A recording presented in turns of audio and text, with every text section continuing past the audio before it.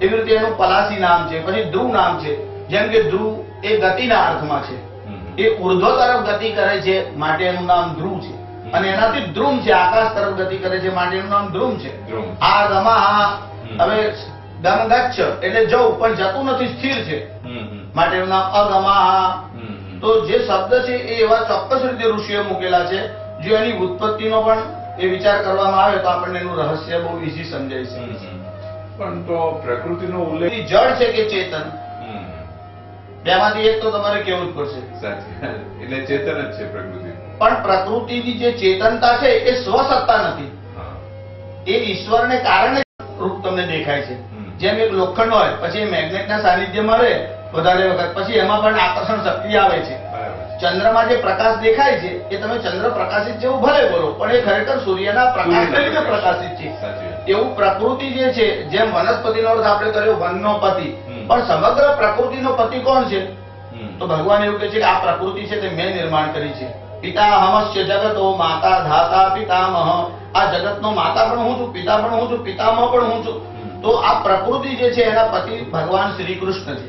એટલે તમે કૃષ્ણના ઉપાસકો તો કૃષ્ણ, મૂળ વસ્તુ તો એટલી છે કે પરમાત્મા એ જ પ્રકૃતિના પતિ છે. અને જેમ પતિ વગર શ્રી શ્રૃંગાર ન કરે એમ ભગવાન ન હોય તો પ્રકૃતિ ખીલી જ ના શકે. એટલે પ્રકૃતિના પતિ જે છે તે પરમાત્મા છે. અને ભગવદ ગીતામાં તેનું વર્ણન વારે વારે જ આવ્યું છે.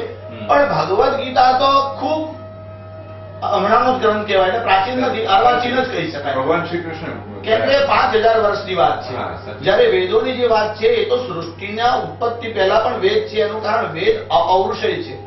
એટલે હમણાં કદાચ વૈદિક મત બધા ન સમજી શકે, પણ ઋગ્વેદ એ પ્રાચીનમાં પ્રાચીન ગ્રંથ છે. વિશ્વની લાઇબ્રેરીમાં એવું તો બધા લોકોએ માન્ય કર્યું છે. હવે એમને જે સ્વીકાર્યું છે એમાં એ લોકો 4000 વર્ષ પહેલાનો વેદ છે એવું એ લોકો ભણાવતા હોય છે. અને આપણે ત્યાં જે વિદેશી થિંકરો છે તેમને પણ આ સંબંધિત રિસર્ચ કરી છે, જેમ કે મેક્સ મુલર વગેરેના નામ એમાં બહુ પ્રસિદ્ધ છે.